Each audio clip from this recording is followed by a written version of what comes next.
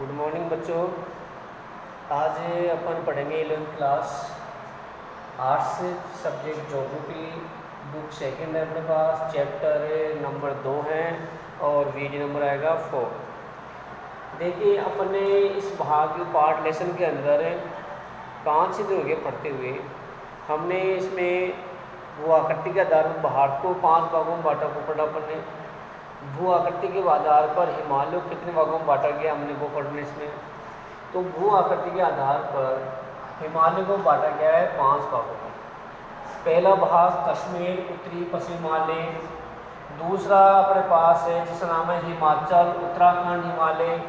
तीसरा अपने पास है दार्जिलिंग सिक्किम हिमालय। और चौथा अपने पास है अरुणाचल हिमालय। यहाँ दार्जिलिंग सिक्किम हिमालय हमने पढ़ लिया है और आज हमारा चैप्टर पॉइंट रहेगा अरुणाचल हिमालय। तो देखिए अरुणाचल हिमालय हमारे पास से कहाँ पाया जाता है।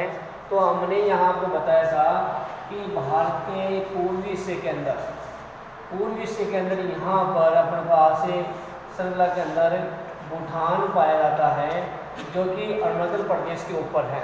अरुणाचल प्रदेश के पास में भूटान स्थित है। तो भूटान से लेकर डिब्रूगढ़ तक, भूटान से लेकर डिब्रूगढ़ तक, यानी भूटान से लेकर डिब्रूगढ़ तक अरुणाचल प्रदेश का विस्तार पाया जाता है। किसका पाया जाता है? अरुणाचल प्रदेश का विस्तार पाया जाता है। भूटान से लेकर डिब्रूगढ़ तक अरुणाचल प्रदेश का विस्तार पाया जाता है। इसके साथ ही पर्वत श्रेणी की सामान्य दिशा, पर्वत श्रेणी की जो दिशा है वो सामान्य दिशा अपने पास पाई जाती है दक्षिणी पूर्व से लेकर उत्तरी पूर्व तक। दक्षिणी पूर्व से लेकर उत्तरी पूर्व तक फैला हुआ है। तो दक्षिणी से लेकर उत्तरी पूर्व तक और पूर्वी भाग तक फैला हुआ है। तो दक्षिणी पूर्व उत्तरी, दक्षिणी पूर्व से लेकर उत्तरी पूर्व तक क्षेत्र में फैला हुआ क्षेत्र है। कौन सा पर्वत है? अरुणाचल पर्वत। कौन सा अपने पास है? अरुणाचल पर्वत। अरुणाचल पर्वत भूटान से लेकर डिब्रूगढ़ तक फैला हुआ है। इसका सामान्य विस्तार देखें तो दक्षिणी पूर्वी से लेकर उत्तरी पूर्वी है। दक्षिणी पूर्वी से लेकर उत्तरी पूर्वी भाग तक फैला हुआ क्षेत्र है। ये इस क्षेत्र की प्रमुख चोटियां हैं। इस क्षेत्र की जो प्रमुख चोटियां हैं वो कांगता और अपने पास कांगतू और नमचा और इसके साथ ही बरवा, नमचा और बरवा यहाँ की अरुणाचल प्रदेश की जो प्रमुख चोटियाँ हैं।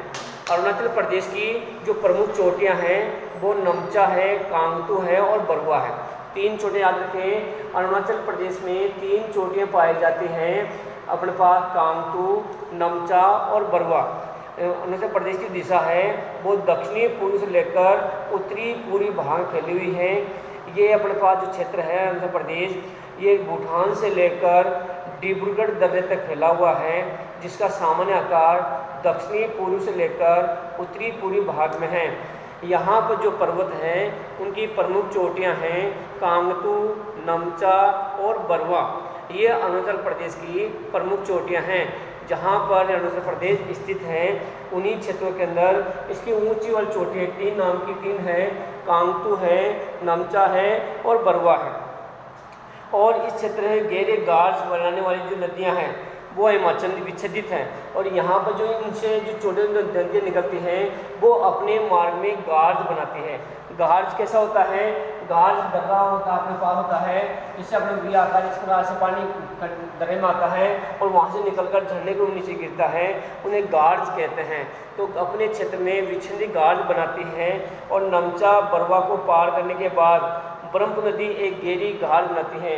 नमचा और बरवा ये 2 चोटियों को पार करती है नदी, जिसका नाम है ब्रह्मपुत्र। क्या नाम उसका? ब्रह्मपुत्र नाम की जो नदी है वो नमचा को और बरवा को पार करने के बाद अपने क्षेत्रों में गहरे गार्ज बनाती हैं। क्या बनाती हैं?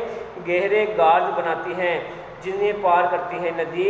यहाँ कामेंग, सुमनसरी, दिहांग, दिबांग और इस क्षेत्र इसके साथ ही या इसकी जो सारी नदियाँ हैं वो अपने पास कामेंग है। कौन नदी है? एक तो कामेंग है। कौन नदी अपने पास? एक तो कामेंग, एक सब्नसरी, दिबांग, ये नदियां हैं। ये नदियां अरुणाचल प्रदेश की हैं। कामेंग, सुबनसिरी, कामेंग, सुबनसिरी और दिबांग यहाँ की प्रमुख नदियां हैं जो ब्रह्मपुत्र की सहायक नदी के रूप में स्थित हैं। लोहित यहाँ की प्रमुख नदियां हैं। दिबांग, कामेंग, दिबांग, सुबनसिरी, दिबांग और लोहित यहाँ की प्रमुख नदियां हैं जो कि इसी ब्रह्मपुत्र नदी की अपने पास सहायक नदियां हैं। और यहाँ की 12 मास नदियां हैं, यानी 12 महीने बहने वाली नदियां हैं।